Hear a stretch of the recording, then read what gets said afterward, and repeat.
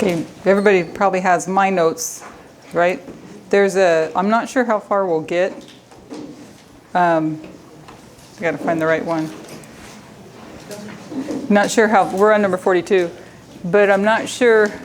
These are, for those that attend the classes that we Sabbath with us, we've been going through the Brazil School of the Prophets. So we're kind of just going through on course for my studies anyway, on those, going into the revolutions. But you do have, in your booklet you have my notes, but there was an extra couple of pages that I printed that you'll see that should be on your desk. There was a mistake, and if we get to the second presentation, depends on how far we get. If we get to the second presentation, I'll point it out. But the pages that I printed are the corrected ones. It just had a date that was wrong, that was wrongly corrected or placed. So, and I'll explain it when we get there. So, I thought it would be good maybe for to just, because when we watch these presentations, there's a lot of recap that's done. Revision, we're all revision. There's a lot of recap that's done, and it's really good to try to kind of outline the history of the sequence of this message. Now, I'm going to try to do that in maybe 10 or 15 minutes, and pray for me. We did it on the way in today, and it came out a lot better than what I thought it was, and I was praising the Lord, and I thought, can you do that for me again this afternoon? So, and I don't have notes for it, so some of us is familiar, but I thought it might be helpful just to remember how we began in the Midnight Cry message. So going back to Acts 27, understanding that Acts 27 was the story of the two ships. The two ships represent, and taking in consideration what Sister Victoria taught on parables and how we're understanding parables to learn all these stories and all these things in the Bible as a parable that are speaking to us today. The natural, the spiritual, that are speaking to us. So beginning at Acts 27, understanding that the two ships, and it's a lot of history, we're not going to go in and prove all those things, but we'll point anybody that has not been there to go back through the presentations, that they represent the two institutions, the United States and the Seventh-day Adventist Church, and how they run parallel from 1798 all the way to the Sunday Law. Actually, they go beyond. That's for later, but they do go beyond. But their close of probation as an institution is at the Sunday Law. So that, and I started to put some of it up here. So Acts 27 shows the two ships, the United States, the Seventh-day Adventist Church together. They go off course in 1863, both of them do. And some of that is in this will be reviewed in our study today. When it comes to the Civil War in the United States in that time period, believing that the North is losing the battle because they don't have God in the government, when God was never supposed to be in the government. And so they come up with an idea to somehow recognize God on the money, and they come up with the phrase, "In God we trust." So that began back in 1863. You also have the church going off course as well in 1863 when they left the foundations and the prophecies that led to these charts and the foundations of the Millerite history. So both go off course, and they remain off course all the rest of the way. So we got that covered. Then from here, you come to 273 in the book of in Acts 27. Is that correct? Is it 27? Where you've got the 273. Well, it's 276 minus Paul. Say it again. It's 27:37. 37. Okay. So thank you. So you've got Paul, Aristarchus, and Luke. When you take those out of the 276, you have 273. Then Sister Tess was led back to look up 273. We've all been kind of learning to do that when you run across certain things in the Bible. Go look and see where the beginning is and all these things. So 273 took her to Numbers chapter 3 to find that when the Levites were actually replacing the firstborn, and the firstborn were being replaced because, if I understood it correctly, because of Nadab and Abihu and what they did, because it's right after that when they're replacing the firstborn. So the Levites take the place of the firstborn, and then when they did, they were 273 short. So taking that they were 273 short at the beginning, So here we are at the end of time, God's going to make up the 273. So that 273 came into the storyline as well. And we're not going to go into details, more of that in this particular study, but just to give a reference of what is happening here. But then from 273, what was the next step? 273 BC. Why not 273 AD, right? We've all heard that question. There was nothing there.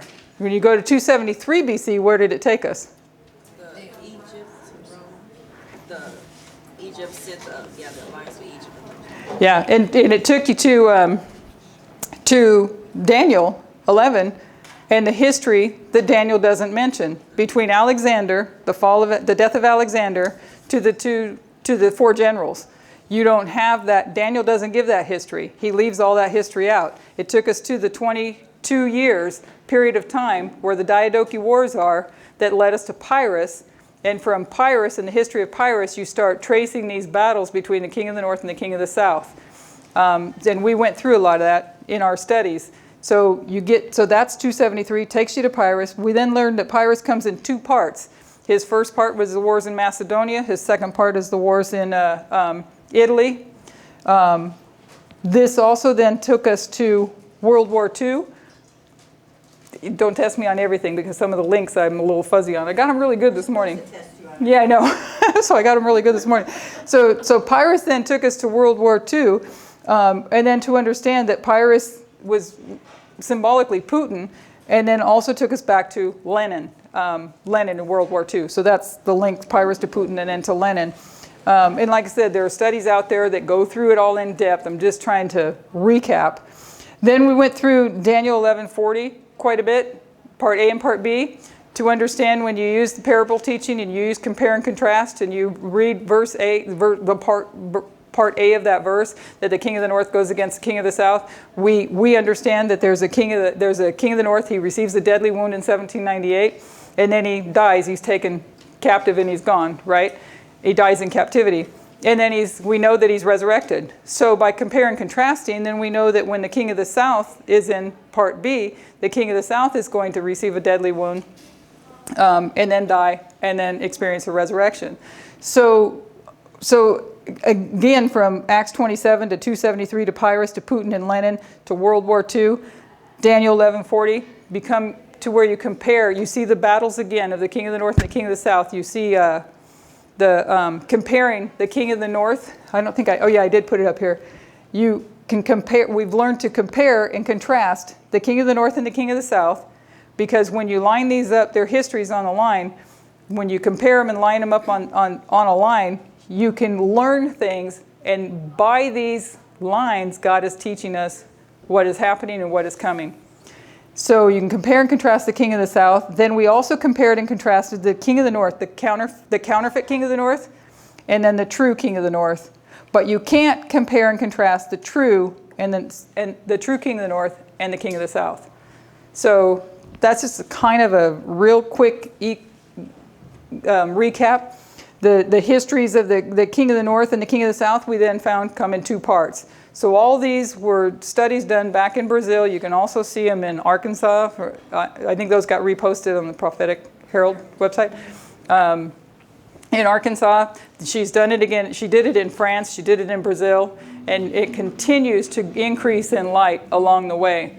So each piece giving us, like when Sister Victoria put up what looks like chaos, it's all these different lines that each tell a story, all these different histories that each tell a story. And what God has been doing is helping us to put all those lines together in our head and understand a bigger picture of what is happening. And so by doing so, He is showing us the end from the beginning. So that was a rough job, but I hope it helped. Okay. So I'm going to kind of do pretty much straight off my notes, except for when we fill in up here. So when you do have the notes, there's a few times it's transcribed. I do reword it just a little bit, but there's places where it's kind of hard to do that perfectly. So we're looking at what we had been studying was the midpoints and how 2014 leads us to the midpoints. And we saw there's a midpoint between 2001 and 2019. So these are things that we have, like I said, we've already studied. For anybody that has not studied them, we can go back, or we can point you back to the studies that will take you there. So we had 9/11, or 2001, 2014, and 2019. And we saw this as a midpoint.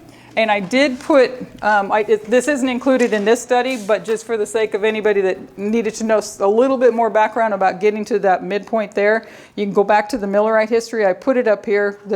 If you take the Great Controversy, chapter 38, most of us are familiar with that. We understand that she's not talking about 9/11. She's talking about the Sunday law. So you had Sunday law, loud cry, close of probation, the sequence of events. So when you take the fractal level and take the line of the priest, we've come to understand 2014, midnight cry, 2019, by going back here to the Millerite history, that this sequence of events here, we know the Great Controversy tells us that July 21 was midway.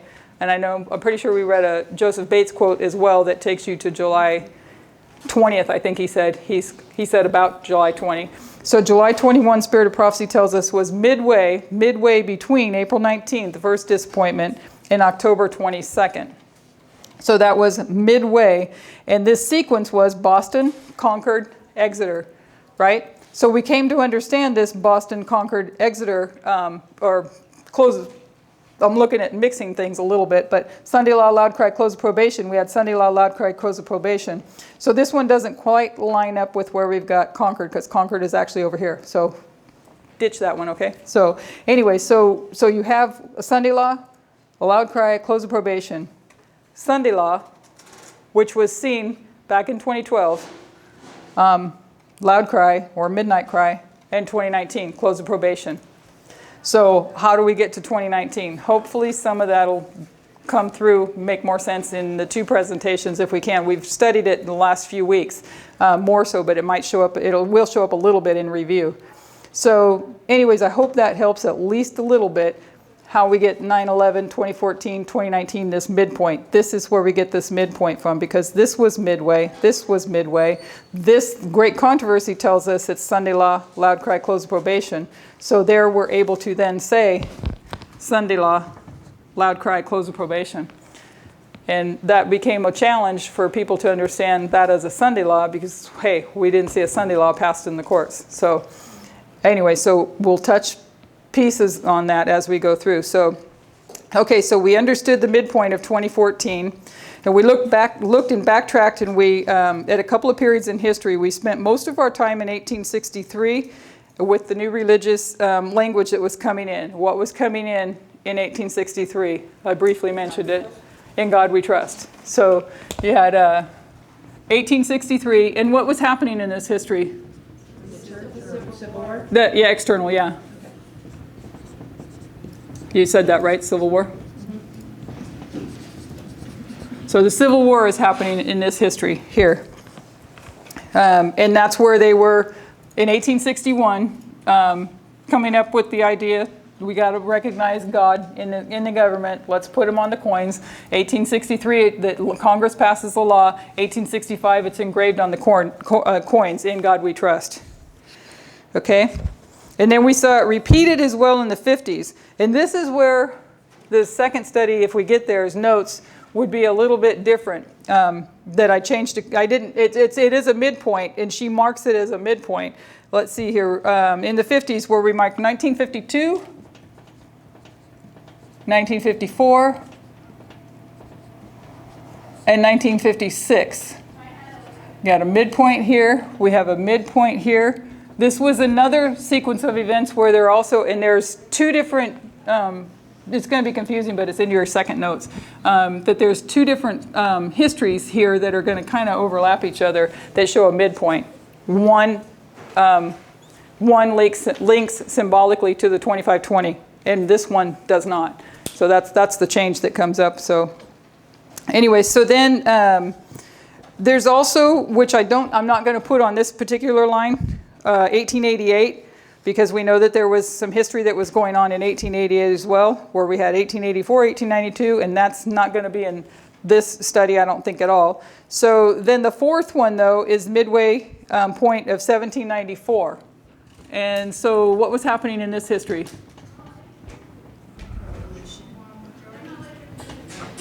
Did I hear it, the French Revolution? Yeah.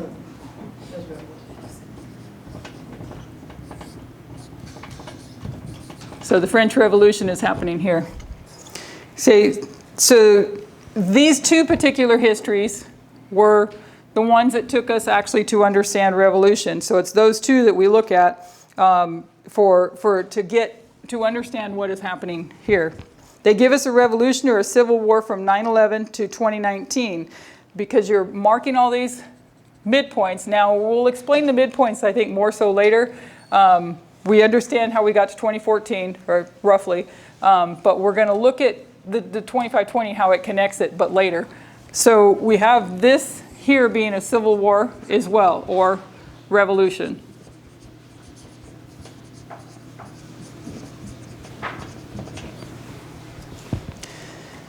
So we want to make one statement going forward. We're just going to use the word revolution because they're interchangeable terms. They both mean basically the same thing. It's internal. It's not like a war against nations. It's internal war that is going on. So in a comment on the history of the Civil War in the 50s, the union of church and state is what we're... So here you have revolution, Civil War, revolution. Here you have In God We Trust coming in. And then this history also is another sequence of events bringing in God We Trust. So we just didn't want to overlay revolution. We wanted to look at also church and state. Church and state is important because that's what gives us the understanding of Sunday law. When that first was presented, and when I look back through older videos, it's like, oh, that was actually presented a long time ago. We just didn't get it. But it was said more plainly in Alberta, June, I think it was June, to understand that the Sunday law is not what we always thought. It's not this law that's going to be passed. And most of us, I think, just accepted that pretty easily right away. That I didn't have a hard time with it. When I started looking up quotes to just reread some of those quotes, what do they say? And you can find quotes where she says that the union of church and state is the acceptance of a spurious Sabbath. So we as Adventists, our job function from 1789, or not, going on into Adventism, Millerite history, we were supposed to recognize that. We were supposed to recognize what the Constitution stood for, and that the separation of church and state. So we should have actually seen these things. And this also took us through other studies, to the two streams of information, and understanding, as Lisa did, how readest thou, how do you read it? Because you got one group of people that is reading that religious freedom means I'm free in the United States to be a Christian. Yeah, you are free to be a Christian. But they want to call that religious freedom, church and state, this union of church and state, that we have this right to be a Christian here, when that then excludes others to have the right to be what they want to be. So one side is reading it that way and not understanding what they're saying. Or they do it on purpose. Maybe there are those people too, but to not understand where that's headed. And we know those quotes in the Spirit of Prophecy where she says, they know not where they're headed. They don't understand what they're saying. When they're saying that we want to make this a nation under God, because that's in this history as well with Abraham Lincoln in the Gettysburg Address. We want to make this nation under God. And that carries forward.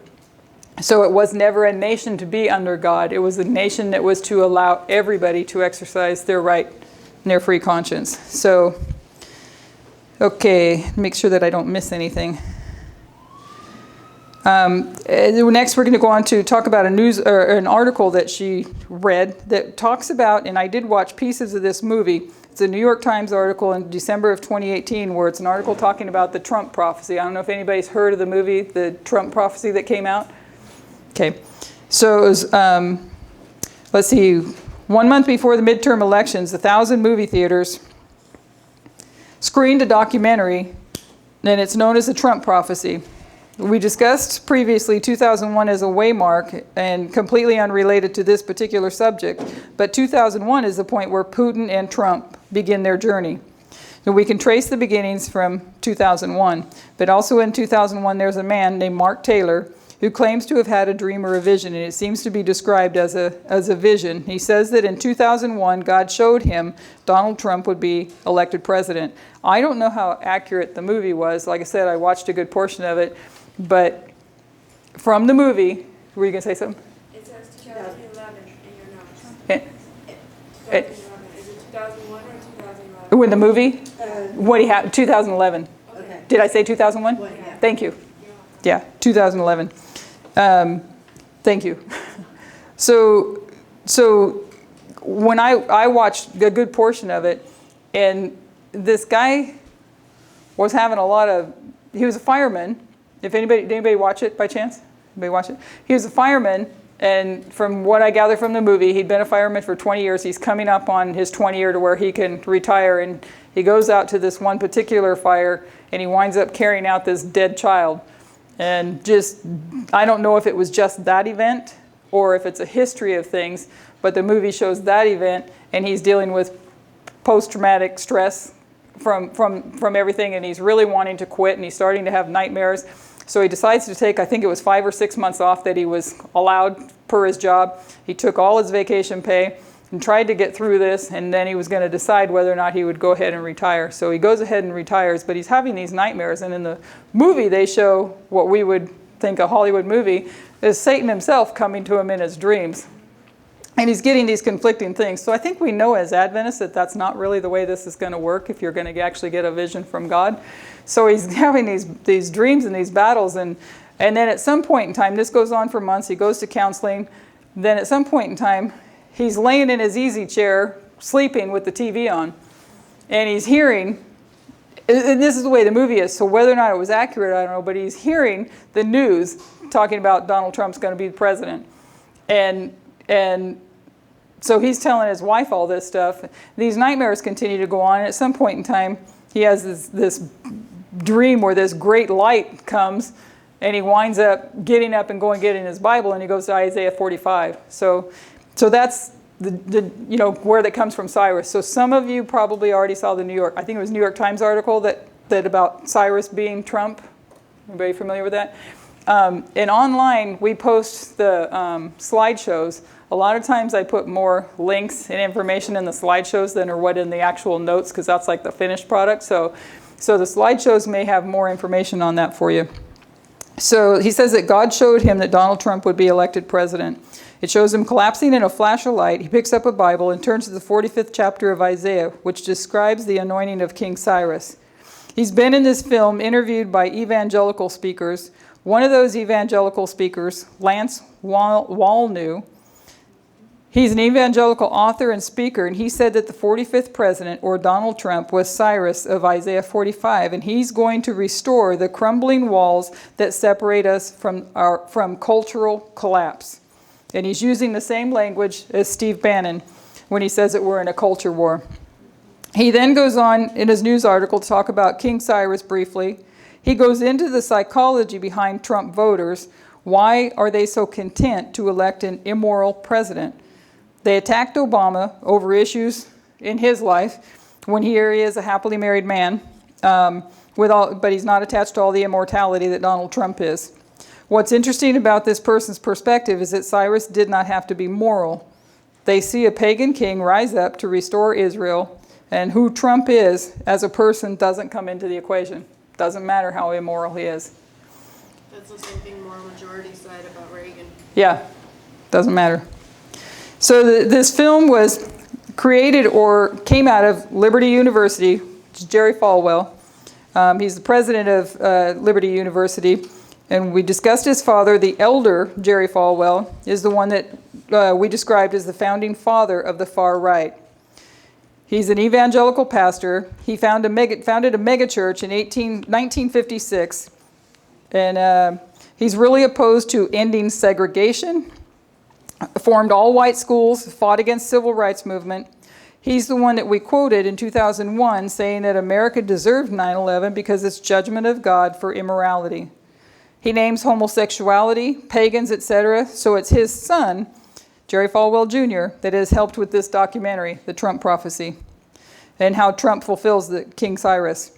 This has become popular, and it's not like a fringe thing. People on Fox News have picked it up, and they share the same concepts, because those on Fox News, some of them actually believe this. Donald Trump is raised up of God as a king to restore society. So was the Arab-Israeli ambassador to the United States.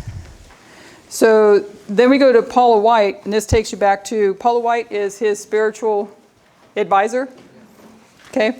Back at his, can you do me a big favor? I'm pretty sure that's still on. We never turn that off, if you don't mind. Because I can definitely feel it. Yeah, can definitely feel it. I forgot to go over there and turn it off earlier. So she's his spiritual advisor, and she advises the White House as well. She says it is God that raises up a king. Ralph Dollinger, he's another one there in the White House. He leads the weekly Bible study group at the White House that is attended by the vice president and members of the cabinet. He's very fond of the word king. Donald Trump, to them, isn't a president, he's a king. He said that he hopes very soon it's Christian believers that will become perfect governing authorities in the United States. We should understand Donald Trump's fondness of despotic leaders or autocrats or dictators. And we've seen that. How his closeness with Putin, his closeness with Korea, his closeness with Venezuela, or with all these despotic dictators. This particular article that we're referencing is written by Catherine Stewart. She's the writer of it. And she's attended many of the Christian conferences from 2016 to 2019 to track the mentality behind Trump supporters and their strong Christian element. She's attended all these conferences for over 2 years, and she finds that many people questioning Trump's immorality, what she's also tracked is the disbelief that he is sent of God to bring the nation back to God, back to Christianity. To resist Trump is to resist God, is their mentality. So this isn't just a movement like Trump and thinks he'll be good for the country. We're not the only ones observing history through prophecy. They're doing that as well. Protestantism within the United States, that is. They are saying Donald Trump is King Cyrus. Therefore, even if he's immoral, bad anyways, he's still good in the sense that he's King Cyrus, raised up of God to bring morality back to the United States. People come into this movement with that idea as well, and they say that God raises up kings and puts down kings. So Donald Trump, in a sense, is still good to them. I'd like to hear them say that about Hitler, but they won't. Cyrus led Israel out of captivity. Well, what's going to happen to Adventism under Trump? This is what is happening in the history from 9/11 forward, this push to bring the nation back to God. So we know there are different parts of history where that has been taking place, but 9/11 brought it back again to bring the nation back to God. So they're failing under Obama. You come into this history in here before where you have Obama. They're failing under Obama, and there's a turning point in 2014 where not just Steve Bannon, but others recognizing their last election defeat to the Democrats, because in this, from 1989 going forward, where you have Reagan and you have Bush, the two Bushes, there was a work that they were doing, and that was the work that actually began back here in the 50s with Eisenhower. They're going to pick up and continue that work, and that's what Jerry Falwell came in to do with the moral majority. They wanted to, overturn the establishment. I don't know if I'm going to say that right, but they wanted to control and bring this nation back to God. And whereas the Democrats and the liberal side, whatever anybody thinks, prophetically, they're the ones that protect the separation of church and state. So you have this turning point, and they're determined to turn it around for the history of Obama, because Obama was overturning all these things and not allowing these things to happen when it comes to gay marriage and all the different issues that were taking place, that he was for exercising people's freedoms and such. So you'd have to dig into that history more in your own studies to find more of what was going on there. But that was a great defeat to the conservative right. And they had to get more radical. And then in comes Steve Bannon and others. So from 2014 to 2019, you have this raising up of Donald Trump. We say the breaking of the Republican horn, the end of democracy, and the coming together of church and state. They're also being led by prophecy, but a false conception of it. And that is that Donald Trump is King Cyrus. That's why he can say terrible things. He can do anything with any country, and those core Christian supporters are not shaken. And aren't we not seeing that when we see the things? But what's really interesting, I can't remember if it's part of this study or the next one, is that we're seeing his latest thing with pulling the troops out of Syria, that many of the Republicans are now standing up, starting to stand up. And that kind of ties into possibly back when we get to this line here. Because even if he does strange things, he's raised up of God. Cyrus wasn't moral. He wasn't even Christian. So why does Donald Trump have to be moral or Christian? He has a prophetic purpose to bring God back into the government. We just need to see a little bit more of what is happening. And these are not minor people. And there are many that are involved in this. So Paula White also spoke at his inauguration. She leads a huge megachurch. She teaches the prosperity gospel. She's assured Donald Trump that he is saved. She says that God has told her that Donald Trump is perfect and saved, and he believes her. So these are the kind of things that he's being fed as well. And he's already an arrogant man as it is, but he's being fed all these things. So there is nothing he can do now. He's saved of God. He cannot make mistakes. He once said he would never apologize or ask for forgiveness. He doesn't see a situation where he would ever have to do that, because he doesn't sin and he doesn't make any mistakes. She's contributed to that mindset because behind Donald Trump is a prosperity gospel.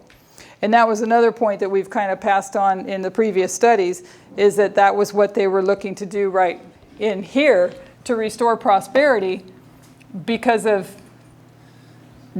after World War I and World War II, you had Roosevelt come in and try to set up socialists, the New Deal, and they wanted to undo that. They were putting restrictions on the businessmen, and so they wanted to undo that. So religious entities got involved, and Billy Graham is in this history as well, advising Eisenhower, and they wanted to restore back to prosperity. So the religious right was involved in trying to restore prosperity, and they connected it with God, that prosperity and God were hand in hand. So he is rich because he believes that Trump is rich because God favors him, and it's what he's being taught. So how does he see his country, that is, its wealth is connected to his favor? Jerry Falwell Jr., the son of the creator of the modern far right. We're going to bring this subject up again because there are a couple of other pieces that we need to add. So there was some discussion in this particular class about the inauguration. Just if anybody has access to either watch it or go back and try to read some of the transcripts, or I don't know if this was actually in the inauguration, this part of it, or you have to find it online, but the different people that prayed for Donald Trump. Because this was something that was brought up in the class. It'd be good to watch the inauguration and read or hear the prayers by several religious entities. Paula White was one of them, the son of Billy Graham. There was a rabbi there, and then there were others, to hear what they have to say in their prayers at the inauguration of Donald Trump. There's more people like Paula White. This is just a starting point, what the names that we've listed thus far. We talked about one of them, Paul Walnu, Mark Taylor, Jerry Falwell Jr. Jr. is involved with Trump. So those are some names that we could be researching on our own to find more of these pieces that would go to this puzzle. So let's see. So it's a good idea to look at Donald Trump's inauguration and who spoke and the mentality of those influencing him. But it was very interesting that they went to the 45th chapter of Isaiah, and that they're making him as King Cyrus. They have a prophecy, but a false reading of it. So then we tracked these two histories in particularly in our past studies, the French Revolution and the Civil War. And what we're wanting to see is the period of revolution, the overturning of the government of the United States. So we see the French Revolution, the Civil War, and these midpoints coming down to this midpoint, seeing that we're here in Civil War. It's the overturning of the government of the United States to make it a new government. So we're going to skip that. Oh, no, I don't want to skip this part. It was another comment that someone made. They were talking about when it started to rain at his inauguration. And Billy Graham Jr., I think it is, yeah, the son of Billy Graham, comes up to and says, Mr. President, it's starting to rain. In the Bible, the rain is a symbol of divine blessing. So they have all the same words and prophecies as we do, and the symbols that we have. So why did God allow it to start raining? That's something to really think about, because if that's what they have, all these divine symbols. And I always think of the verse where, and maybe we've brought it up to find it because I never remember. I think it's in Jeremiah, but God rains on the just and the unjust. Is that how it reads? Okay. So the rain is falling. And we used to think of that as the rain's falling on hearts all around, right? But rain is doing a work regardless, whatever that rain might be, whether it be external events or for us internal events, whatever it be, but rain falls. And the rain is creating two classes of people, so the rain falls. So why did God allow it to start raining? They have a perfect freedom to make that interpretation, right? Because it's raining, that's what it says. So it's concerning sometimes how difficult the tests are, and this is kind of a good point. And perhaps God sets them up just the way that they need to be, but they're not easy tests. Because if it looks like that, it makes it really hard. It's asking us to dig and search for us. And it also takes a certain mindset of the people externally to be able to discern the signs that they need to. So, and we can see one side externally, the stone's crying out and telling us what is happening. And we're not listening. So people want to see Donald Trump as King Cyrus. He's going to lead Christianity out of captivity, and they can come up with that interpretation. The papacy thought that Hitler was there to restore them too. The path of truth and error lie close together. We can imagine what's going to be like, can we imagine what it's going to be like on the Sunday law? But the time he's reelected and he's bringing in all these changes that they want to see, then comes Sunday law time period. Can you imagine how ardent his supporters will be when they actually see him restoring the nation spiritually? They're already set up to receive that. Okay, so now we're going to go touch on these revolutions a little, revolutions just a little bit more. So the French Revolution, we've all studied a lot of that, but maybe not I think in this group, most of us have at the level of what we've been understanding it now, because we know there's those chapters in the Great Controversies. She's talked a lot about the French Revolution, but more light has opened up in this Midnight Cry message to better understanding of that. So in the French Revolution, we know it began in 1789. And I think I had that date over there too as well. And the midpoint was 1794. Right? And it ends in 1799. What happened in 1799? Napoleon becomes a dictator. So it's the end of the French Revolution. He declares it over, and Napoleon is a dictator.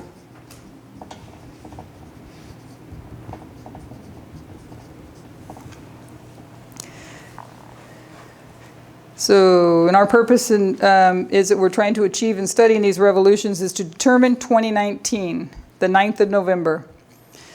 The French Revolution from 1789 to 1799 is actually, you line it up with 9/11/2001. I don't think I have that part up here. We're going to look at it from over there. You line it up with 9/11, then 2014 to be in the midpoint. And then we have 2019, the end of the revolution. So when we're looking at these little histories here, we're looking at this one here. 9/11, midpoint of the revolution, and then the end of the revolution. And what do we see here then at the end of this revolution? What do we see over there? Yeah, there's an overturning, and we see a dictator set up.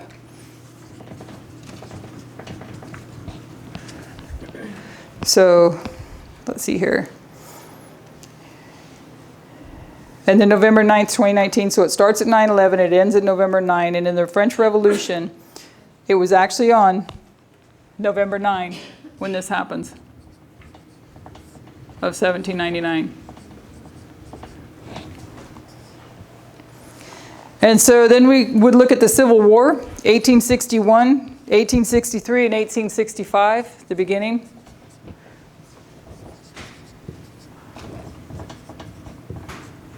And we have our midpoint, right? And then When we took the French Revolution, everybody understands the number 220? What does it mean? Restoration. So we take the 220, let me see if I can make sure I do this right, because I don't think this is on this particular study. So 1799, we're going to go down here, and it was 220. This is kind of on the next part of the next study.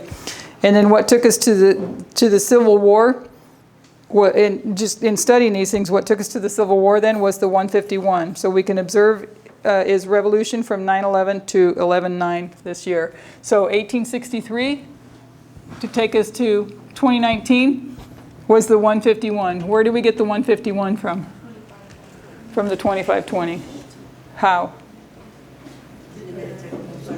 Many, many Tekel-Upharsin. And we won't go into that, but understanding what Daniel saw, the numbering, the many, many Tekel-Upharsin, took us to the 126 and also took us to the 151 based on what measurement, what region you were in, what measurement the many stood for. Huh? Somebody say something? Yes. It's 151 years to 2014. Did I get it wrong? I knew I shouldn't be jumping ahead. I knew I shouldn't be jumping ahead. So we'll bump that one out of there. So this one is, no, that one's right, right? Yeah. Okay. So we'll do this one. Sorry about that. I know I got it. Yeah, because I went to the midpoint. That's right. Midpoint to midpoint. My bad. So I knew I shouldn't have jumped ahead. I'd lose my place. So we want to look at some of the other revolutions in history. We're going to look at the German Revolution directly after World War I. We're going to overlay the German Revolution with our history. One of the reasons, or the original cause, that we started seeing revolutions in that time, for our time period, is because the external news started connecting Donald Trump with these histories based on the date November 9. How many read that Time magazine article where is it Donald Trump and November 9? Is that what it's called? And you can only find that one online. And I believe in the slideshow, I probably put links to it so that you can go find it. But there's an entire article where they're linking all these November 9 dates to, and this all came about when Trump was elected on November 9. So external was seeing these events, was seeing the connection between Donald Trump and these histories. So we couldn't ignore those connections, and we're going to read some history of what was happening inside Germany towards the end of World War I. You got Kaiser Wilhelm here. It's the fall of 1918. The leaders of Germany knew that they could not win the war. This is the part that I think might link to the Republicans and what we're seeing doing. So the generals were trying to convince the government, or particularly its leader, to form a new German government that was more democratic than that of the Kaiser. It's particularly the Navy. Towards the end of 1918, Germany's losing the war. One of the reasons there was a war in the first place is that Kaiser Wilhelm had decided to build this large navy to rival England. England took this as a threat, and the leaders of their navy decided that they were most likely going to lose this war. And he didn't want England to take their ships, so he decided to do the noble thing, lead the navy into battle, and they were definitely going to lose. Then all their beautiful navy would go down in glory, and all their ships wouldn't be taken by the British. They would not have been able to defeat the British Navy. But you could imagine by the end of 1918 how the sailors felt about that plan. They mutinied and refused to set sail. That might have sounded like a glorious end to the generals, but to the sailors, they'd sacrificed everything for their country, seeing their leadership fail, and they had families back home, and they weren't going to satisfy their generals by just dying and sinking their ships. So it began with this mutiny by the sailors on October 30th, 1918, when they refused to set sail. So we have October 30th, 1918. This is the German Revolution. This is the Civil War. And this is the French Revolution.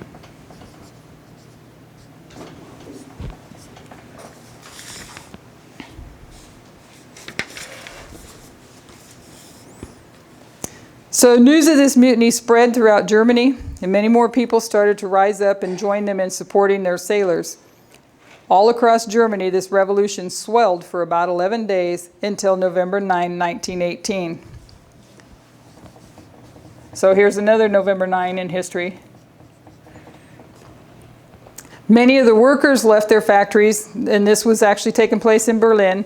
They marched in the thousands to the city center, men, women, and children, wounded soldiers and war widows. They all left their factories and started marching to the center of Berlin to their army barracks.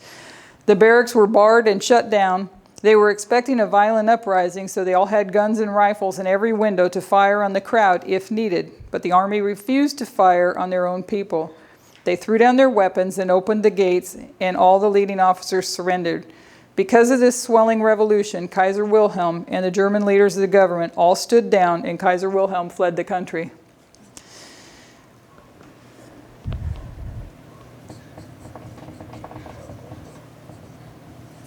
So the Kaiser abdicates, if I spelled that right, and it's the end of the monarchy.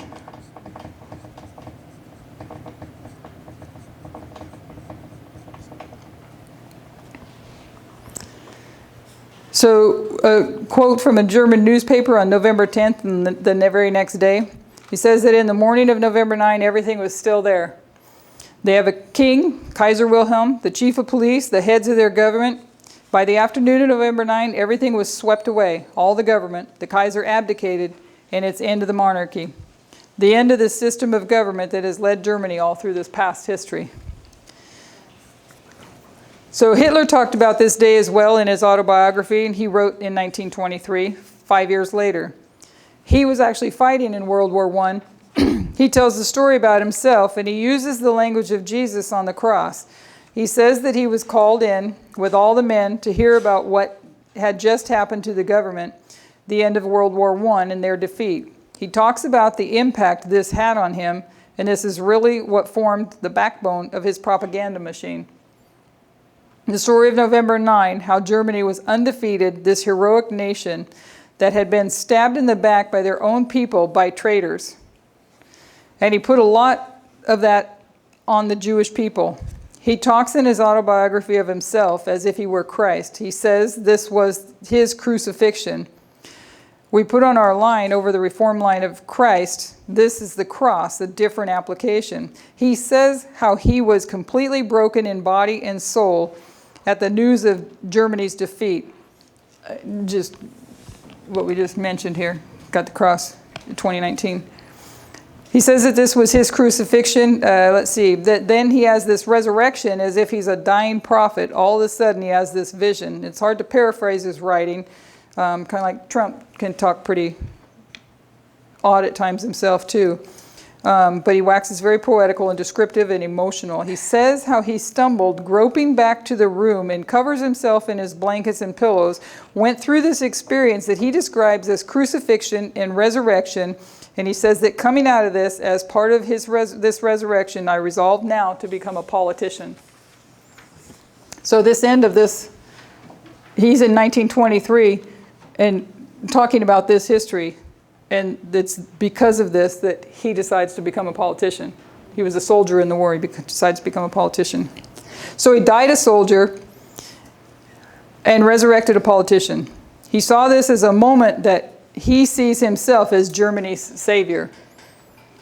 This really becomes a backbone of his propaganda machine in World War II. So we kind of see some correlation there, being a savior. So all the history of Germany through World War II, you can center it around the date November 9, whether that's when Hitler tried to take power by force, when the Holocaust turns violent, or when Hitler would do his public speeches, which then coincided with his assassination. So this article, on the, it's online only, not in Time Magazine, but an online article, Donald Trump in November 9, has all this detailed out into it. So it's not sure he actually had the experience, but whether or not he actually went through the experience, he really used this date as a backbone of his philosophy, that Germany should have never lost the war. Then it's intentionally used to manipulate, he uses that date intentionally to manipulate the people. It's a method of manipulation and control based on emotion, how people in their own country have betrayed their country. And he's the only one that can save it. And we're taking all this from 1918. It was 1923, November 9, that he tried to take over Germany by military force. What he was trying to do was repeat the work of Mussolini in Italy. Mussolini marched on Rome and took Italy by force, and Hitler tried to do the same thing in Germany on November 9. So even in 1923, he's seeing the importance of the date November 9, Hitler is. And this writer in this article is also correlating all these things. What he's harnessing is that emotion under the people. He's trying to stir the people to this date and this understanding that you guys betrayed our country, and he's trying to stir this emotion to be their savior. But with that sense of betrayal and humiliation, he failed in that attempt, and he took power in the 1930s, 10 years later. But he makes November 9 a public holiday when he comes into power to remember this date, November 9, 1918, and then also to remember his failed attempt to come to power. So November 9 became a public holiday under the Nazi government. Hitler would do speeches to rally support, which is why this was really a useful day to try to assassinate him. Many of his assassination attempts were either on this day or around it, but we weren't going into the history of World War II yet. We're just talking about World War I and this revolution that ends on November 9 with the abdication of Kaiser Wilhelm. And I need to adjust this real quick, sorry. If you hold tight with me just a second. Too much hair, probably.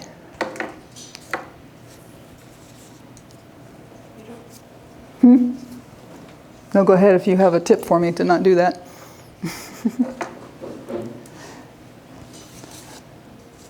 Okay. So one thing I think we noted back in the other one, but I put it over there instead, and that's probably why I got it wrong. No, I don't think so, because we're going to have to look at that one again. But anyways, it was the 220 that took us here, and it's the 151 that each took us there. So I need to relook at that because the Flukas kids are doing the math on it. So, because I know I found the other, I don't think that one, double check that.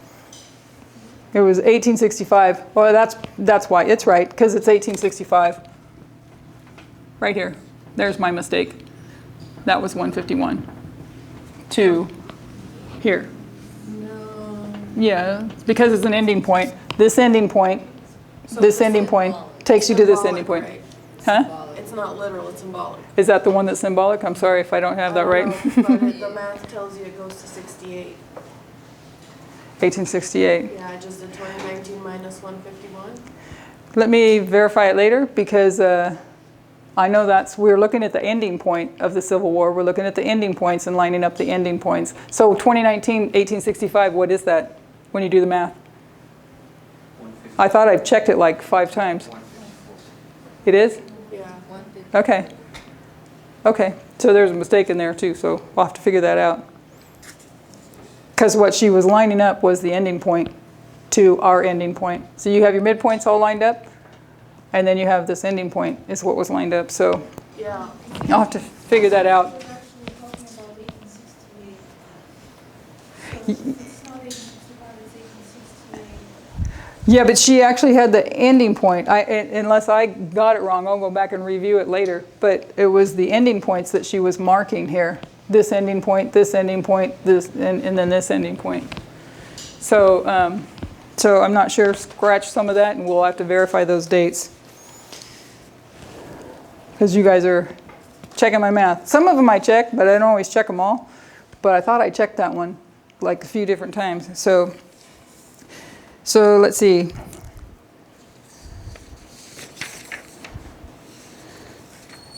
So when the Kaiser abdicated, also the Chancellor abdicated, and it left a vacuum in their government. Kaiser Wilhelm left a vacuum in their government. Another fellow took over. That guy's name was Frederick Ebert. He took over the government, but there was a problem, and they had rivals. So Frederick Ebert comes in here. We're just going to abbreviate him. Quick question. Yeah. Might you have meant 2016 though, because that's when Trump got elected, and if it's trying to mark some kind of dictator, I don't know, but from 1865, 151 will take you to 2016. Yeah. She was marking the ending point, so I'm going to go back and review the video just to make sure. I know when I went back to check that 51 date, the video was actually had what I put She was lining it up as a symbol. as a symbol. That one's the one that's symbolic, because we did that like 2 weeks ago, I think. So I'm trying to store a lot of information in my head. Sorry. The 2014 with 9/11, 2019, that's symbolic, but you can also have the other one as symbolic. Yeah, there were a couple that were symbolic. I don't recall that one being, but it doesn't do the math, so we're right. So I'll try to do some checking before we go to the next one, but lack of internet might be a little bit of a problem. But math-wise, we got a couple of them wrong. So, and actually, we can go back to the page because it was written in there.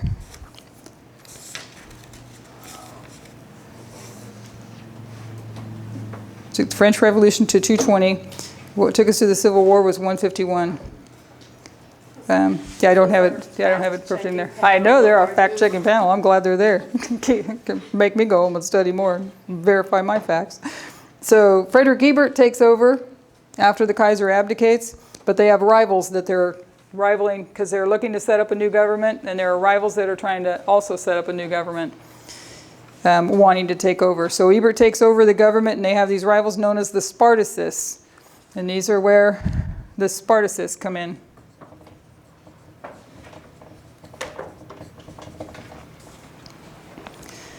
So this effort of the Spartacists took time to swell.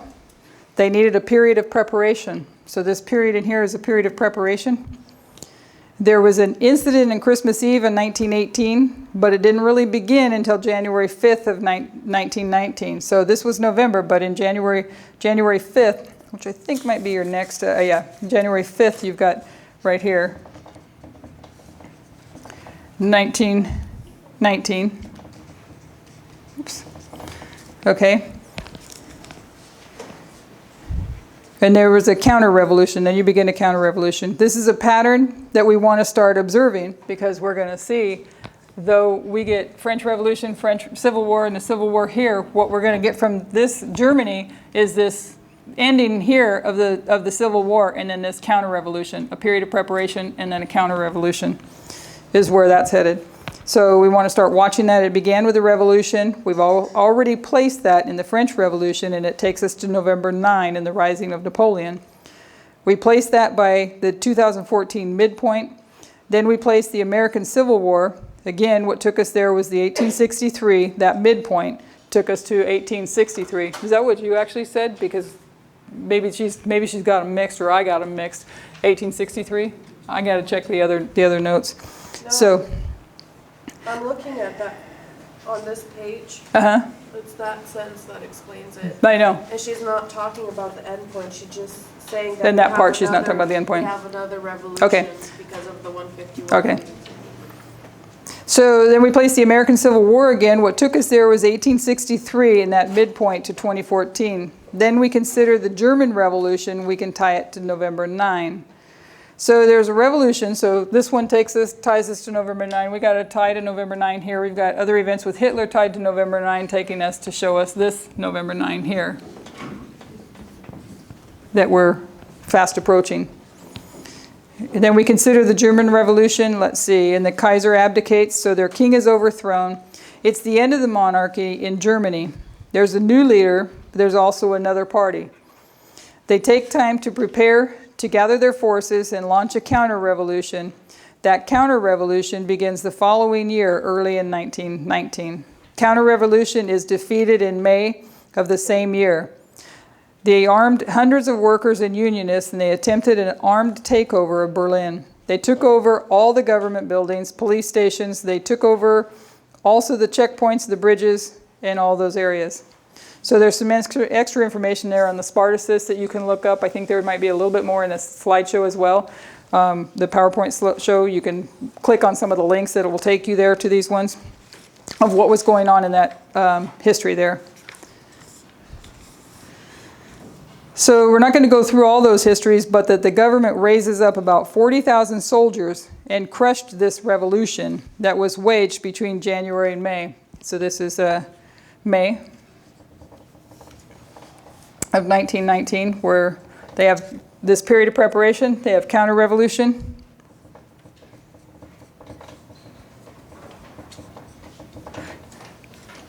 And they've got 40,000 soldiers raised up. So first we see a revolution that overthrows, you see a revolution here that overthrows a monarchy. There's a period of preparation, then there's a counter-revolution. The first revolution, like the French Revolution, takes us to November 9. We see the rising of Napoleon, but also we see the death of Abraham Lincoln.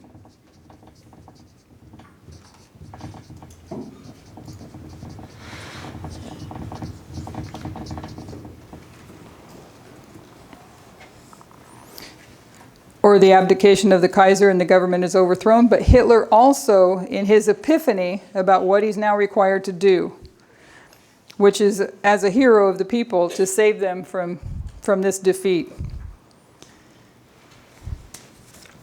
So this was, there was questions about this history of the Spartacists because there was an ending somewhat here, but it wasn't the full ending of the Spartacists in this counter-revolution. The counter-revolution ended here. So I think that is about done. I don't know how much time I took, whether or not we're there.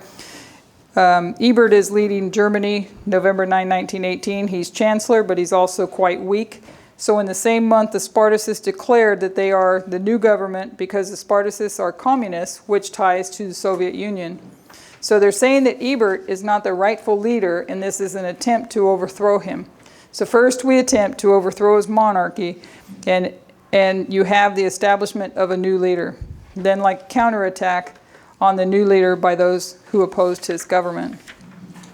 So I'll double check that. I think it's actually in the next study. I shouldn't have jumped ahead because that was my bad for messing up on there. I shouldn't have jumped ahead on it. You're 15 minutes over, but we started really late, so I think. 15 minutes over? Oh wow, But you guys didn't stop me. And I lost this again. So we started late, so it worked out. Okay, so we'll go ahead and close in prayer.